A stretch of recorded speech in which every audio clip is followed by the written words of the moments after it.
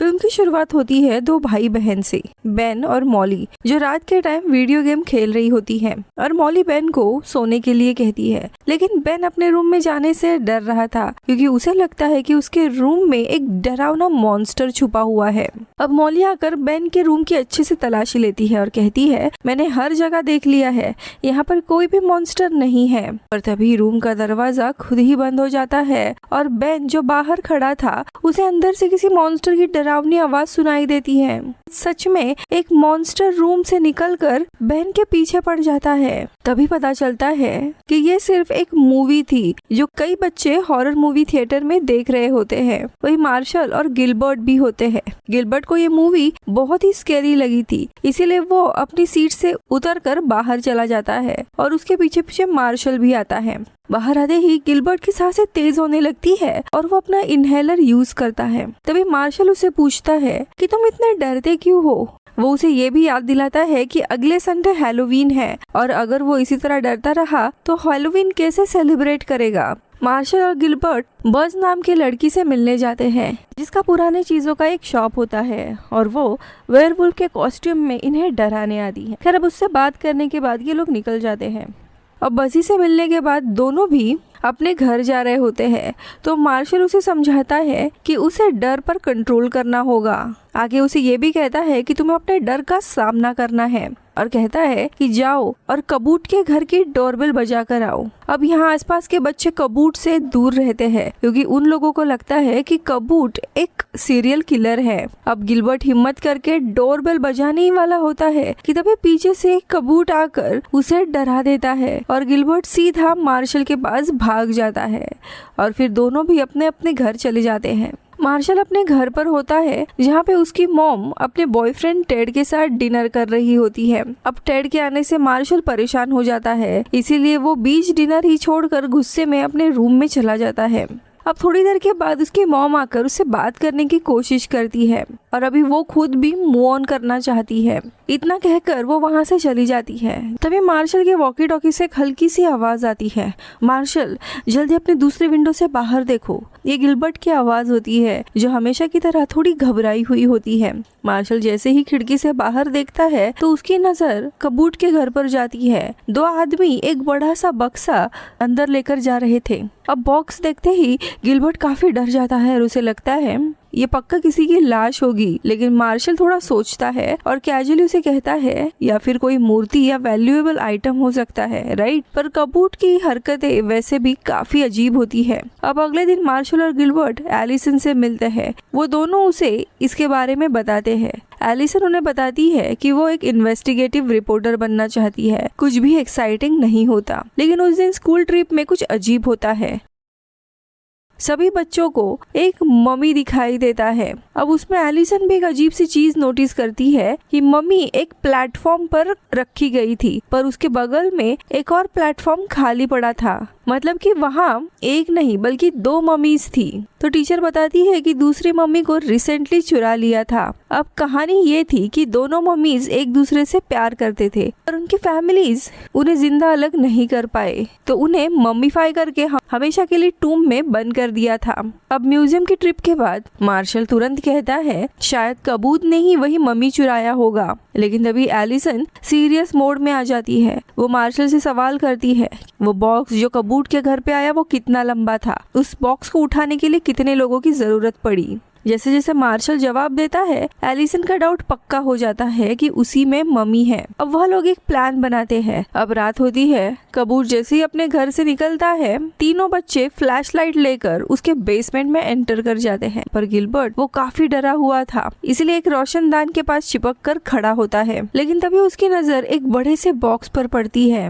जो एक चादर से ढका होता है। धीरे धीरे चादर हटा देता है और जैसे ही वो देखता है उसके पैरों तले जमीन धंस जाती है। ये वही मम्मी का ताबूत था। गिलबर्ट का दिमाग एकदम से ब्लैंक हो जाता है। तभी उसकी नजर मम्मी के गले पर एक एम्यूलेट पर पड़ती है। वो ध्यान से देखने के लिए अपना हाथ बढ़ाता है, लेकिन तभी मम्मी अचानक से उसके ऊपर गिर जाती है। गिलबर्ट जोर से चीख देता है और तुरंत भागकर मार्शल और एलिसन के पास जाता है। इसी बीच रोशनदान से आने वाली हल्की सी लाइट मम्मी के एम्यूलेट पर पड़ती है और मम्मी धीरे धीरे हिलने लगता और अचानक से जिंदा हो जाता है। कुछ देर के बाद जब तीनों वापस बेसमेंट में आते हैं तो मम्मी वहाँ पे नहीं होती। पहले तो उन्हें लगता है कि गिलबर्ट ने बेतु की बात कही है, पर जैसे ही वो पीछे मुड़ते हैं तो मम्मी उनके सामने होती है। ये देखकर तीनों सीधा कुबेट के ही रूम की तरफ भागने लगते हैं। मम्मी भी उनके पीछे पीछे आ जाती है, लेकिन उन्हें नुकसान पहुंचाने के बजाय वो सिर्फ गिलबर्ट की टॉर्च उठाकर उसके हाथ में रख देती है, जो उसने घबराहट में वहीं पर गिरा दी थी। ये देखकर एलिसन को समझ आता है कि मम्मी उनके लिए खतरा नहीं है।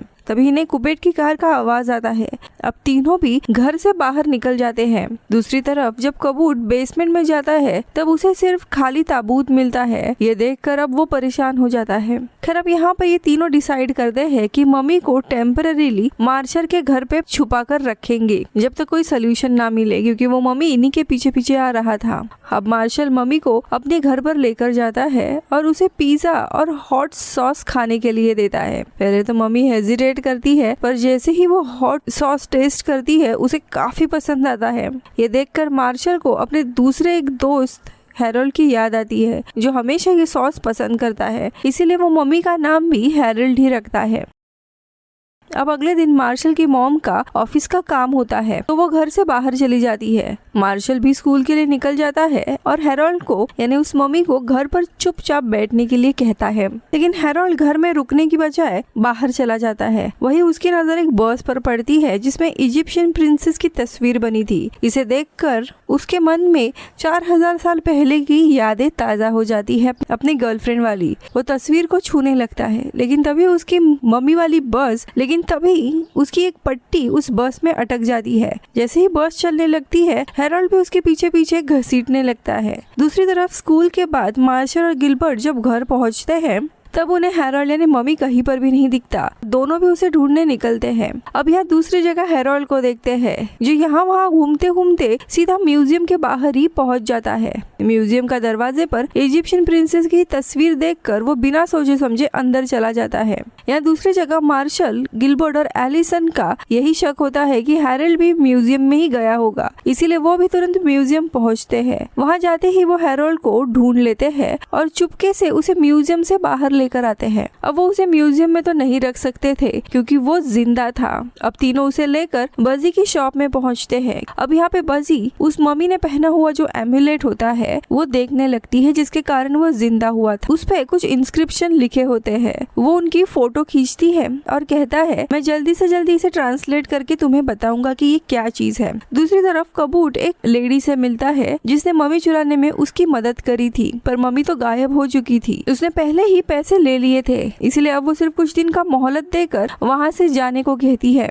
फिर दूसरी जगह बजी उस इंस्क्रिप्शन को गूगल वगैरह पे सर्च करती है और उसे कुछ मैसेज पता चलते हैं और वो बच्चों को बताती है।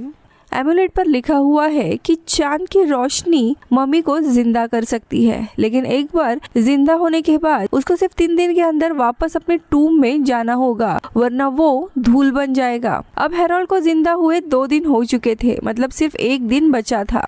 अब ये लोग जल्दी से कबूट के घर पर जाते हैं उसके बेसमेंट चेक करने के लिए, पर वहाँ उसका टूम नहीं था। पता चलता है कि कबूत ने उसे किसी प्लांट में भेज दिया है। तभी बेसमेंट में कबूट को गिलबर्ट का इनहेलर मिलता है जो लास्ट टाइम गिरा था। इनहेलर पे गिलबर्ट ये नाम लिखा था। अब कबूट समझ जाता है ये बच्चों ने ही मम्मी चुराया है। अब अगले दिन ये सभी लोग मम्मी के साथ बैठकर प्लानिंग कर रहे थे। तभी अचानक से कबूट अपनी गैंग के साथ वहाँ पहुँच जाता है और वो लोग मम्मी के बारे में सवाल करने लगते हैं, लेकिन मार्शल स्मार्टली कहता है कि वो मम्मी तुम्हारे ही पीछे है। पहले तो कबूट को लगता है कि ये मजाक है, लेकिन जैसे ही वो पलटता है तो सच में वहाँ पे मम्मी होता है।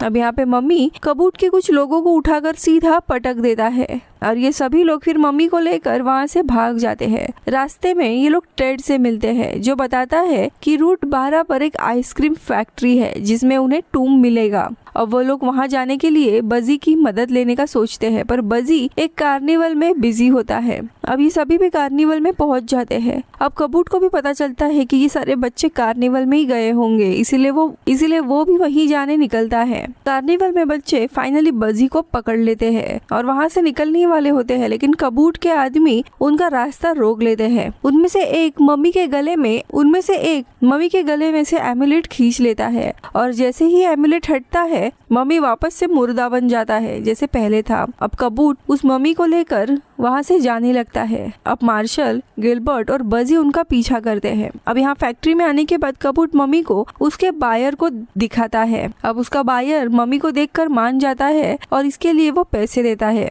वही दूसरी जगह मार्शल और उसके दोस्तों का एक ही प्लान था कि हेरोल्ड को उसके टूम में भेजना, वरना वो हमेशा के लिए मारा जाएगा। लेकिन हेरोल्ड यानी मम्मी टूम में जाने से डर रहा होता है। तभी मार्शल उसे कुछ समझाता है और हेरोल्ड हिम्मत रख के आगे बढ़ता है। लेकिन तभी मार्शल को कबूट के आदमी पकड़ लेते हैं। गिलबर्ट अब एक रस्सी से लटक कर एमुलेट पकड़ने की कोशिश करता है। वे मार्शल तुरंत एमुलेट उठाकर हेरोल्ड यानी मम्मी की तरफ, अब यहाँ पे मम्मी कबूट के कुछ लोगों को उठाकर सीधा पटक देता है और ये सभी लोग फिर मम्मी को लेकर वहाँ से भाग जाते हैं। रास्ते में ये लोग टेड से मिलते हैं जो बताता है कि रूट 12 पर एक आइसक्रीम फैक्ट्री है जिसमें उन्हें टूम मिलेगा। और वो लोग वहाँ जाने के लिए बजी की मदद लेने का सोचते हैं, पर बजी एक कार्निवल में बिजी होता है। अब ये सभी भी कार्निवल में पहुँच जाते हैं। अब कबूट को भी पता चलता है कि ये सारे बच्चे कार्निवल में ही गए होंगे, इसीलिए वो भी वहीं जाने निकलता है। कार्निवल में बच्चे फाइनली बजी को पकड़ लेते हैं और वहाँ से निकलने वाले होते हैं, लेकिन कबूट के आदमी उनका रास्ता रोक लेते हैं। उनमें से एक मम्मी के गले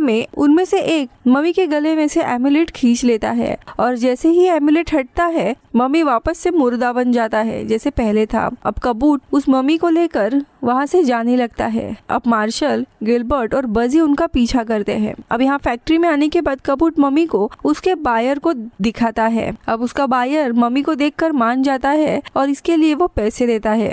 वही दूसरी जगह मार्शल और उसके दोस्तों का एक ही प्लान था कि हेरोल्ड को उसके टूम में भेजना, वरना वो हमेशा के लिए मारा जाएगा। लेकिन हेरोल्ड यानी मम्मी टूम में जाने से डर रहा होता है। तभी मार्शल उसे कुछ समझाता है और हेरोल्ड हिम्मत रख के आगे बढ़ता है। लेकिन तभी मार्शल को कबूट के आदमी पकड़ लेते हैं। गिलबर्ट अब एक रस्सी से लटक कर एमुलेट पकड़ने की कोशिश करता है। वे मार्शल तुरंत एमुलेट उठाकर हेरोल्ड यानी मम्मी की तरफ फेंक देता है। जैसे ही एमुलेट हेरोल्ड के गले में गिर जाता है एक बार फिर से वो जिंदा हो जाता है। हेरोल्ड यानी मम्मी के जगते ही वो कबूट और उसकी सारे गैंग को मजा चखाता है। इसके बाद ये सभी लोग उनको एक रस्सी से बांध देते हैं और जल्दी से म्यूजियम की तरफ भागते हैं। म्यूजियम में आने के बाद हेरोल्ड यानी कि मम्मी अपनी गर्लफ्रेंड को जिंदा कर देता है और दोनों भी एक दूसरे को देखकर गले मिलते हैं। इसके बाद दोनों भी अपने टूम में चले जाते हैं। लास्ट सीन में न्यूज रिपोर्टर दिखाते हैं कि एक मम्मी वापस म्यूजियम पहुंच गया है। वही दूसरी तरफ पुलिस को आइसक्रीम प्लांट में चोर मिल जाते हैं जो मम्मी चुरा रहे थे। वही अंत में मार्शल और टेड एक दूसरे के अच्छे दोस्त बन गए थे। मार्शल को भी समझ आ गया था कि टेड एक अच्छा इंसान है जो उसके मॉम का ख्याल रखेगा। और इसी हैप्पी एंडिंग के साथ मूवी खत्म होती है। Bye bye. दोस्तों, आप हॉलीवुड एक्सप्लेन इन हिंदी यानी इस चैनल को सपोर्ट कर सकते हो मेंबरशिप ज्वाइन करके जस्ट फॉर 29 रुपीज में, या फिर वीडियो को सुपर थैंक्स भी दे सकते हो। Thank you so much.